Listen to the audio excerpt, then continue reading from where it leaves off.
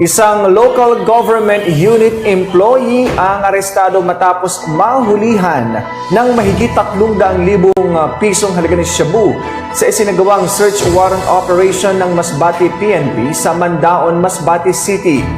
Ito'y patunay na walang tigil ang operasyon ng PNP at pagtugon sa advokasya ng ating Pangulong Ferdinand Bongbong Marcos Jr. na puksain ang ilegal na droga sa ating bansa para sa isang bagong Pilipinas.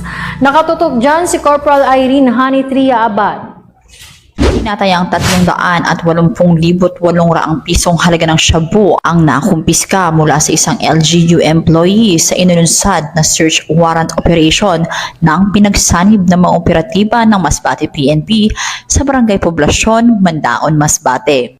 Kinilala ni Police Colonel Lian M. Van de Velde, Provincial Director ng Masbate Police Provincial Office, ang arestado sa alias Fred, empleyado ng LGU Mandaon at kabilang sa listahan ng street-level individual on illegal drugs.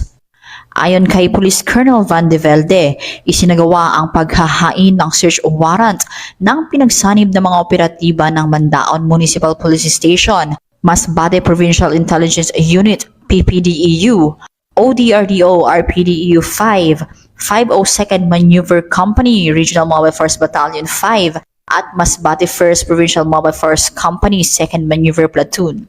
Nakumpiska mula sa suspect ang 56 na gramo ng pinaniniwalaang shabu na may street value na 380,800 pesos, 3 rounds of live ammunition for caliber .357 at iba pang mga drug paraphernalia. Nasa kustodiya na ng Mandaon MPS ang nasabing akusado para sa kaukulang disposisyon.